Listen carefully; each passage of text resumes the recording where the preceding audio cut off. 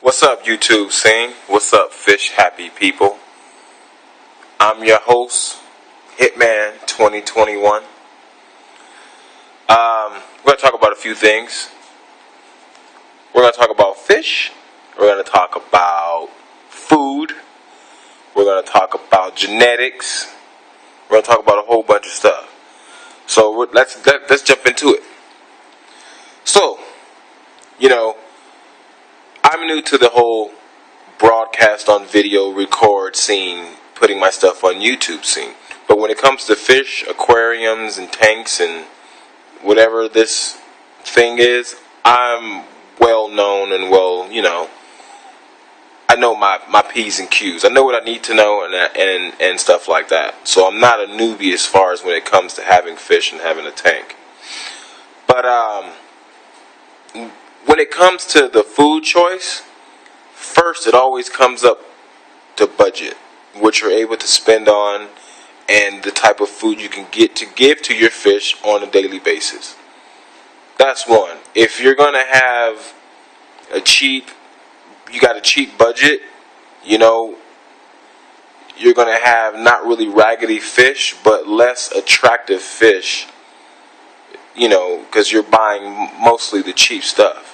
Which is, don't get me wrong, not anything wrong with that, because you can also spice up the cheap stuff by adding your own ingredients into it, jumping to the refrigerator, getting you some shrimp, and cutting it up with the cheap stuff, you know what I'm saying? But when it comes down to food choices, it's really budget. When it comes down to coloration, that's all in the ingredients of what you're buying. For instance, there's a lot of fish food that you can buy that all do certain things. For someone to tell you that a certain food intake that your fish get doesn't help in his development, doesn't help in his coloration, they have to be retarded. Because one thing about it, let's just take a bodybuilder for instance. He has to take in a certain amount of food to make his muscles grow and to make certain muscles look the certain way that they do. You just don't grab a dumbbell and just curl them every freaking day and you're going to look like Arnold Schwarzenegger. It's not going to happen, Like, there's certain exercises that you have to do to sculpt and chisel and do all this stuff to make certain things look good. Same thing comes with fish. You can't really feed them one certain style of food.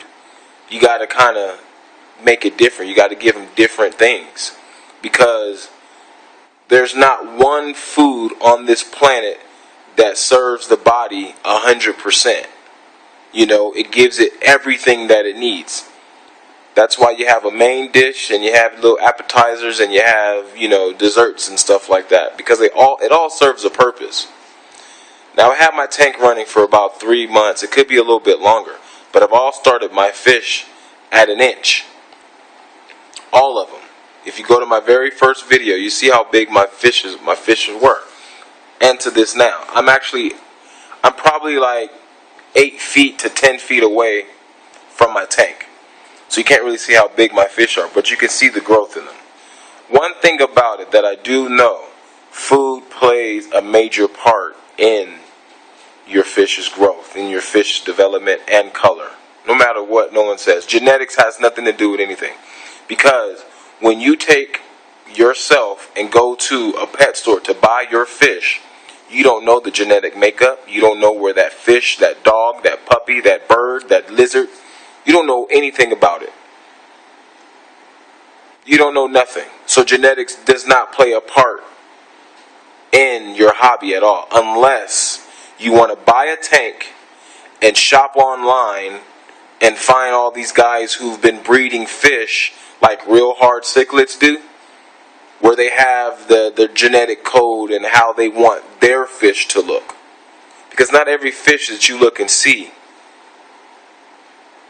you like, Not every red devil that you get is going to look the same. Not every Midas that you get is going to look the same. Jaguar, Doveye, or whatever fish you want to include, they're not all going to look the same. They're all going to be different. So genetics has nothing to do with anything. What genetics do though, it helps you make a winner. That's what genetics does. If you know someone that's been raising their fish from fry and making their own brand of Midas, you can bet your bottom dollar that that fish is going to have some good genes inside them to where you can pimp some food and not really give them, the right proper food, because the genetics is just so strong that they're just going to come out. They're just going to come out. But when you get a fish from the local pet store and you have no clue what this fish is going to look when it reaches maturity, it's based off food. It's based off color. It's based off protein and everything, because you can manipulate everything in a fish. You really can. And it's based off food and what you give them. My fish have grown very fast, and it's based off how I feed them. You look at my red devils and my Midases that I have in here. From my very first video, Kratos, who was Algae Sure at the beginning, I gave him these pellets for a while. Right here. Cichlid goads. They were the minis. Pellets, they're ones that float to the top. And as you can see, when you buy this type of food, it gives you kind of a basic layout of the fish in front of it, of what they help do. There's nothing but redfish on here. Red devils. They got your tiger Oscars, you got your Festes, fire mouths, and stuff like that.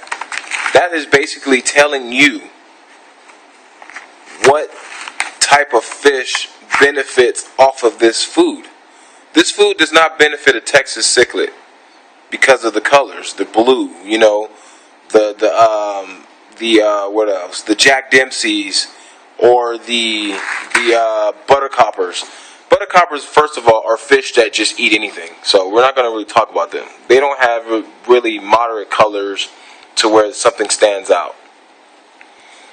When you start messing with these type of foods, here, the algae wafers, and you see what kind of, you know what they really do. They're really for the bottom feeders, the algae, because of the algae, but the ingredients inside of it kind of tell you what they do. And the pictures of the fish on the package basically tell you what type of fish help out, how it helps out. It has more of the pacu or the silver dollar fish, which are your blues, your silvers, your teals.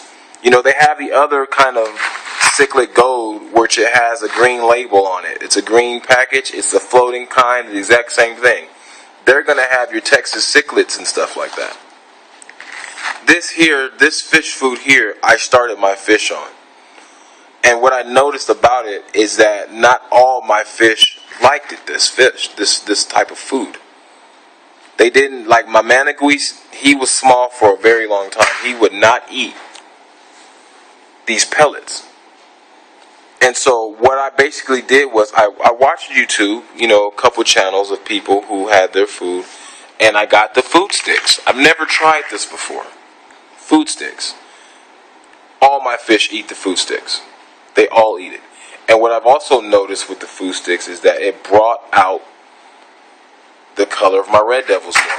Especially the white one, and especially Biggie. Their colors are sick. Like their orange, their solid bright orange has come out, and I have poured lighting in this tank right here. Like their oranges have popped from the food sticks. Maybe it would have happened when they were younger, or older I should say, with the cichlid gold, or the Hikari cichlid. Maybe it would have. We don't know. But the food that I've given them the past month and a half are food sticks. And what I can say, after changing their diet to the food sticks, is that their colors, the fish with the color, the bright colors of course, have popped. Also, my Jack Dempseys, they have a trim of red on their high fins. That's popped out. Even the orange on my orange trim on my green terrors popped out tremendously. And that has nothing to do with genetics. Because I don't know these fish from fucking the neighbor outside or the fly that flies in my house. I don't know anything about these fish. You know, where they come from, who their parents are, the genetic background. All I do know is that what helped them look the way they look is the food that I give them and how much I give them. Granted, for my fish to be so bulky, as you can see Fat Bastard down there to the bottom right, I feed him krill, straight krill. You can't see because my damn, I'm going to go ahead and get closer. I fed him krill, which, you look at the ingredients, 60% protein. That's like muscle fuel for whatever muscle is in my fish's body. From the tail, you know, the thickness. Look at Fatty. He's a fat ass. He kills these. Him and Smeagol kill these krill. They come at, you know, it's $10 for this little thing. But it's krill, and it helps with coloration. It helps with coloration. It has a lot of protein in it. You know? So it all depends. Look at, like you talk about colors like red devils. You know? These are the actual size of my fish and I've only had them 3 months. No zoom. I'm on a phone also, and my lighting is pretty poor. But my fish have grown like nicely, and it has nothing to do with genetics because I didn't know these fish. It's about the quality of food. You're gonna have better quality in food if you're eating kosher. You know, but guess what? Kosher is hella expensive. But you're gonna get better quality. You're gonna have better fuel for the body. I can't wait till you finish turning colors. But that has nothing to do with genetics at all. That's all food. When you buy everything kosher, what do you think that means? It's a higher quality of meat, higher quality of everything that you're putting in your body, better quality that you're putting in your body. Not no In-N-Out burgers and nothing like. Look at my jack. So genetics has pretty much nothing to do with it. It's the quality of food. You want to buy the cheap stuff, then that's why you have cheap looking fish. Buying the cheap stuff doesn't matter. You can buy that because you can add your own supplements to it. The reason why you have the expensive food sticks, $30 for that little package, is because they're adding the stuff that you should add to the cheap stuff. The cheap stuff is great.